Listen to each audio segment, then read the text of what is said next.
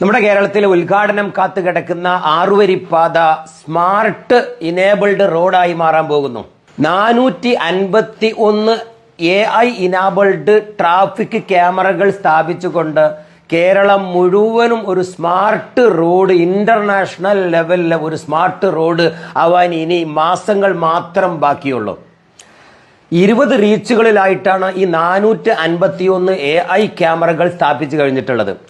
അതുമാത്രമല്ല, ATMS automatic traffic management system എന്ന ഒരു സാങ്കേതിക വിദ്യ ഒരു ഹെഡ് ഓഫീസിൽ ഇരുന്നു കൊണ്ട്, ഒരു മാസ്റ്റർ കമ്പ്യൂട്ടറിൽ ഇരുന്നു കൊണ്ട് ഈ 450 ക്യാമറകളെ നിരീക്ഷിച്ചുകൊണ്ട് ഓടുന്ന വണ്ടികളെ കൃത്യമായി നിർണ്ണയിക്കാനും, ഏത് ട്രാക്കിലൂടെയാണ് പോണത്, എത്ര വേഗതയിലാണ് പോകുന്നത്, അത് ഏത് തരം വണ്ടിയാണ് എന്ന് കൃത്യമായി നിർണ്ണയിച്ചുകൊണ്ട് മാനേജ് ചെയ്യുന്ന ഒരു അടിപൊളി സ്മാർട്ട് സാങ്കേതിക വിദ്യയാണ് കേരളത്തിലെ ഈ റൂട്ടിൽ ഇനി നടപ്പിലാക്കാൻ പോണത്. അതുകൊണ്ട് നമ്മൾ ആ പഴയ കളിയൊന്നും ഇനി നടക്കില്ല. ഇപ്പോഴേ നമുക്കറിയാം, ആ റോട്ടിലൂടെ മോട്ടോർ സൈക്കിൾ പ്രവേശനമില്ല എന്ന് പറഞ്ഞിട്ട് മോട്ടോർ സൈക്കിൾ ഓടുന്നു, ഓട്ടോറിക്ഷയ്ക്ക് പ്രവേശനമില്ല എന്ന് പറഞ്ഞിട്ട് ഓട്ടോറിക്ഷ ഓടുന്നു. അത് ഉദ്ഘാടനം കഴിയാത്തത് കൊണ്ടായിരിക്കും. ഇനി ഉദ്ഘാടനം കഴിഞ്ഞാൽ തീർച്ചയായിട്ടും ഫൈൻ ഈടാക്കും. അവർക്ക് വലിയ ഫൈനാണ് ഇനി ഈടാക്കാൻ പോണത്. തീർന്നിട്ടില്ല.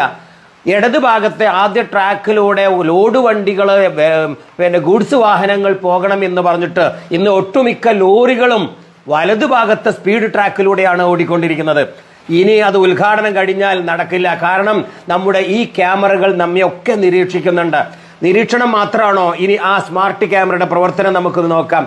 എനിക്ക് തോന്നുന്നു 451 എന്ന് പറയുമ്പോൾ ഏറെക്കുറെ ഒരു 1.5 കിലോമീറ്ററിൽ ഓരോ ക്യാമറയായിരിക്കും പ്രവർത്തിക്കുന്നത്. ഇനി അത് മാത്രമാണോ? നമ്മുടെ നാട്ടിൽ, കേരളത്തിൽ ഒരു ക്യാമറ സ്ഥാപിച്ചു കഴിഞ്ഞാൽ അത് 2 കൊല്ലം കഴിയുമ്പോൾ അല്ലെങ്കിൽ 1 കൊല്ലം കഴിയുമ്പോഴേക്കും അത് കേടായി, അതിന്റെ നിയമം മാറി, ഫൈൻ എടുക്കാൻ, അത് അങ്ങനെ ഇങ്ങനെ എന്നീ വാർത്തകളാണ് നമ്മൾ നിരന്തരം കേട്ടുകൊണ്ടിരുന്നത്. എന്നാൽ നാഷണൽ ഹൈവേയിലെ ഈ സംവിധാനം 15 വർഷക്കാലം ഒരു മൾട്ടിനാഷണൽ കമ്പനിക്ക് അതിന്റെ AMC കൊടുത്തിട്ടുണ്ട്. അത് കൃത്യമായും 15 വർഷം പ്രവർത്തിച്ചിരിക്കും. കാരണം കോടികൾ വിലമതിക്കുന്നതാണ് ഈ പ്രോജക്റ്റ്, ചെറിയ പൈസയൊന്നുമല്ല. അതുകൊണ്ട് തന്നെ 15 വർഷക്കാലം ഈ സേവനം കേരളത്തിലെ നമുക്ക് ലഭ്യമാക്കും എന്ന കാര്യത്തിൽ ഒരു സംശയമില്ല. പണ്ടത്തെ പോലെ അത്ര ഫെയിലിയർ ആവുന്ന പ്രോജക്റ്റ് അല്ല, അത്രക്കാരല്ല ഈ സാങ്കേതിക വിദ്യ കരാർ ഏറ്റെടുത്തിട്ടുള്ളത്. ഞാൻ കമ്പനിയെ ഇവിടെ ഇപ്പൊ തൽക്കാലം പറയുന്നില്ല. തീർന്നിട്ടില്ല. എന്തെങ്കിലും ഒരു ആക്സിഡന്റ് നടന്നു കഴിഞ്ഞാൽ ഏറ്റവും കൂടുതൽ ഈ ക്യാമറ കള്ളന്മാരെ പിടിക്കാൻ വേണ്ടി മാത്രമല്ല, ഒരു ആക്സിഡന്റ് നടന്നാൽ പണ്ടൊക്കെ എന്ന് പറഞ്ഞാൽ ആളുകൾ ഓടിക്കൂടും. ഒരു വാഹനം ഇടിച്ച് കിടക്കുന്നത് കാണുമ്പോൾ അവരെ ശുശ്രൂഷിക്കാനും എടുത്ത് ആശുപത്രിയിൽ കൊണ്ടുപോകാനും ഒരുപാട് നാട്ടുകാർ ഓടിക്കൂടും. ഇനി ഇരുഭാഗത്തും വൻ മതിലുകളും വല ഉയരമുള്ള പാലങ്ങളുമായതിനാൽ നാട്ടുകാർ ഓടിക്കൂടില്ല എന്ന കാര്യത്തിൽ ഒരു സംശയമില്ല. പല ആളുകളും പറഞ്ഞിരുന്നു, പാവം നാഷണൽ ഹൈവേയിൽ ഇനി എത്ര പേരാണ് വാഹനമിടിച്ച് റൂട്ടിൽ കടന്ന് ചോര വാർന്ന് മരിക്കുന്നത്, കാണേണ്ടി വരുമല്ലോ, കാണാതെ മരിക്കുമല്ലോ എന്നൊക്കെ പറഞ്ഞ് ആളുകൾ സങ്കടപ്പെട്ടിരുന്നു. എന്നാൽ ഇതാ കേൾക്കുന്നു, അത്തരം അപകടം സംഭവിച്ചാൽ നമ്മുടെ AI ക്യാമറ കൃത്യമായി ലൊക്കേഷൻ നിർണ്ണയിക്കുകയും ഈ ATMS എന്ന സിസ്റ്റത്തിലേക്ക് വിവരം കൊടുക്കുകയും അവിടെ നിന്ന് ഒരു വിവരം കിട്ടി 1033 എന്ന് പറയുന്ന നമ്മുടെ 1033 എന്ന് പറയുന്ന ആംബുലൻസ് നിമിഷ നേരം കൊണ്ട് അവിടെ പാഞ്ഞെത്തുകയും അപകടത്തിൽപ്പെട്ടവരെ ആശുപത്രിയിലേക്ക് എത്തിക്കാനുള്ള ഒരു വലിയ ഹൈടെക് വിദ്യ പോലും നമ്മുടെ ഈ റൂട്ടിലുണ്ട്. അതുകൊണ്ട് ചോര വാർന്ന് മരിക്കുന്ന ഒരു അപകടത്തെ ഇനി നിങ്ങൾ പേടിക്കണ്ട. അതാണ് ഇതിൽ ഏറ്റവും വലിയ അട്രാക്റ്റീവായിട്ട് എനിക്ക് പറയാനുള്ളത്. ആദ്യത്തെ റോഡിനേക്കാളും വളരെ പെട്ടെന്ന് നാട്ടുകാർ ഇടപെടുന്നതിനേക്കാളും അവിടെ ആംബുലൻസ് എത്തിക്കൊണ്ട് അതിലേക്ക് കൊണ്ടുപോകുന്ന സംവിധാനങ്ങൾ വന്നു കഴിഞ്ഞാൽ ദാറ്റ്സ് ഗുഡ്. തീർന്നിട്ടില്ല. ഓരോ ഇടവിട്ട് ഓരോ ഭാഗത്തും LCD ഡിസ്പ്ലേ നമുക്ക് കാണാൻ പറ്റും. ഇപ്പോഴേ അത് സ്ഥാപിച്ചിട്ടുണ്ട് അല്ലെ പലയിടത്തും. നമ്മൾ ഓടിക്കൊണ്ടിരിക്കുന്ന വണ്ടിയുടെ വേഗത പോലും നമുക്ക് കാണിച്ചു തരുന്നുണ്ട് ആ ഒരു ഡിസ്പ്ലേ. അപ്പൊ നമുക്കൊരു ബോധം വരും. ഡാഷ്ബോർഡിൽ ആരും നോക്കൂല. 100-150 വേഗതയിൽ അങ്ങനെ പോകുമ്പോൾ നമുക്ക് മനസ്സിലാവില്ല ഒരു പക്ഷേ നമ്മൾ എങ്ങനെയാ യാത്ര. പക്ഷെ പെട്ടെന്ന് ആ ഒരു ഡിസ്പ്ലേ നമ്മുടെ മുന്നിൽ പെടും. അപ്പൊ നമുക്ക് മനസ്സിലാവും നമ്മുടെ വണ്ടി എത്ര വേഗതയിലാണ് പോകണം. അപ്പൊ നമുക്ക് റെഡ്യൂസ് ചെയ്യാം. ആ ഡിസ്പ്ലേ അതിനു വേണ്ടി ഉപയോഗിക്കും. തീർന്നിട്ടില്ല. ഇനി ഏത് ഭാഗത്താണ് ട്രാഫിക് ജാം കൂടുതൽ, അവിടെ എവിടെയാണ് ബ്ലോക്ക് എന്ന് അഡ്വാൻസ് ആയിട്ട് നമുക്ക് ഈ ഡിസ്പ്ലേയിലൂടെ നമുക്ക് കാണിച്ചു തരാൻ പറ്റും. അപ്പൊ അതും തന്നെ നമുക്കൊരു മാപ്പിന്റെ സഹായം ഇല്ലാതെ റോട്ടിലൂടെ നമുക്ക് യാത്ര ചെയ്യാൻ പറ്റും. തീർന്നിട്ടില്ല. ഇനി എവിടെങ്കിലും ഒരു ആക്സിഡന്റ് സംഭവിച്ചിട്ടുണ്ട് എന്ന് അഡ്വാൻസ് ആയിട്ട് നമ്മുടെ ഡിസ്പ്ലേയിൽ കാണിക്കും. ദേ ഒരു ആക്സിഡന്റ് ഉണ്ട്, അതുകൊണ്ട് നിങ്ങൾ സൂക്ഷിച്ചു പോകണം, മെല്ലെ പോകണം എന്ന് എഴുതി കാണിക്കും. കാരണം 80-ഉം 100-ഉം വേഗതയിൽ ഓടിക്കൊണ്ടിരിക്കുന്നവർ ഒരു പക്ഷെ ഇത് ശ്രദ്ധിച്ചോളന്നില്ല. അപ്പോൾ ഈ ഡിസ്പ്ലേ നോക്കിയിട്ട് നമുക്ക് അവിടെ റെഡ്യൂസ് ചെയ്യാം. അവിടെ നിയമം ഒരു പക്ഷെ 100 ആയിരിക്കും. പക്ഷെ ഈ ഡിസ്പ്ലേയിൽ പറയും ഇനി നിങ്ങൾ 50-ലേ പോകാവൂ എന്ന് പറഞ്ഞാൽ 50 ആണ് നമ്മുടെ വേഗത. പെട്ടെന്ന് ഓരോ ലൊക്കേഷനിലും നിയമങ്ങൾ അതിന്റെ സ്പീഡ് പരിമിതിപ്പെടുത്തിയിട്ടുണ്ടാവും. അപ്പൊ അത് നമ്മൾ എന്ത് ചെയ്യണം? ആ വേഗതയിലായിരിക്കണം ഓടിക്കേണ്ടത്.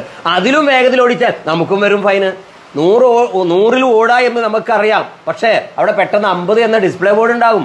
കാരണം ഒരു ആക്സിഡന്റോ ഇൻസിഡന്റോ നടന്നിട്ടുണ്ടാവും. സോ ഇതെല്ലാം അഡ്വാൻസ് ആയിട്ട് മുൻകൂട്ടി മനസ്സിലാക്കാൻ പറ്റും എന്നുള്ളതാണ് നമ്മുടെ ഈ സ്മാർട്ട് റോഡിന്റെ വേറൊരു പ്രത്യേകത. ഇത് തീർന്നിട്ടില്ല. ആ ഡിസ്പ്ലേ ബോർഡിൽ നന്നായി മഴ പെയ്യുന്നുണ്ടെങ്കിൽ നല്ല മഴയാണ്, ആ ഭാഗത്തേക്ക് നിങ്ങൾ പോകരുത് എന്ന് ആ ഡിസ്പ്ലേയിൽ എഴുതി കാണിക്കും. അവിടെ കാറ്റുണ്ട്, മഴയുണ്ട്, പ്രളയം വന്നിട്ടുണ്ട്, വെള്ളപ്പൊക്കമുണ്ട് എന്നൊക്കെയുള്ള കാര്യങ്ങളും നമുക്ക് ആ ഡിസ്പ്ലേയിലൂടെ കാണാൻ പറ്റും. തീർന്നിട്ടില്ല. എവിടെയെങ്കിലും അപകടം നടന്നാൽ അത് കാണാൻ പറ്റും. എവിടെയെങ്കിലും ട്രാഫിക് ജാം ഉണ്ട്, ബ്ലോക്ക് ഉണ്ടെങ്കിൽ അത് അറിയാൻ പറ്റും. വേഗത നമുക്ക് അറിയാൻ പറ്റും. ടെമ്പറേച്ചർ എത്ര ചൂടാണ് ഇപ്പൊ കേരളത്തില് അല്ലെങ്കിൽ ഡാഷ് സ്ഥലത്ത് എന്ന് കൃത്യമായിട്ട് നമുക്ക് കാണാൻ പറ്റും. അതുപോലെ എമർജൻസി എക്സിറ്റുകൾ, പെട്ടെന്നുള്ള എമർജൻസി എക്സിറ്റുകൾ ആ ഡിസ്പ്ലേ ബോർഡിലൂടെ നമുക്ക് ഡിസ്പ്ലേ തരും.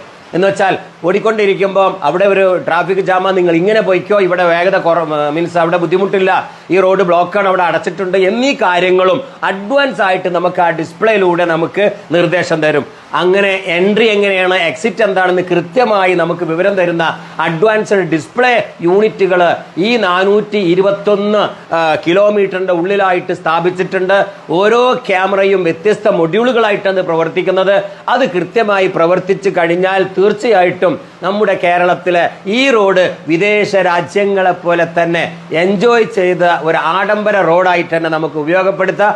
അപകടങ്ങൾ കുറച്ചു, മരണങ്ങൾ കുറച്ചുകൊണ്ടുള്ള ഒരു റോഡാവട്ടെ. നമ്മൾ പാലിക്കേണ്ട മര്യാദകൾ വിട്ടുപോകരുത് എന്ന് ഒരിക്കൽ കൂടി ആവർത്തിക്കുന്നു. 2 വീലറിന് പ്ലീസ് അതിലേക്ക് പ്രവേശനമില്ല. 3 വീലറിന് പ്രവേശനമില്ല. ലോറികളും ചരക്ക് വണ്ടികളും ഗുഡ്സുകളും ഇടതുഭാഗത്തെ റോട്ടിലൂടെ മാത്രമേ പോകാവൂ. അവരൊരിക്കലും സെൻട്രൽ ട്രാക്കിലേക്ക് വരാൻ പാടില്ല. അവർക്ക് 50 വേഗത തിട്ടപ്പെടുത്തിയിട്ടുണ്ട്. പിന്നെ 60 എന്ന വേഗതയിലാണ് ബസ് ഓടിക്കേണ്ടത്. ബസ് സെൻട്രൽ ട്രാക്കിലൂടെയാണ് പോകേണ്ടത്.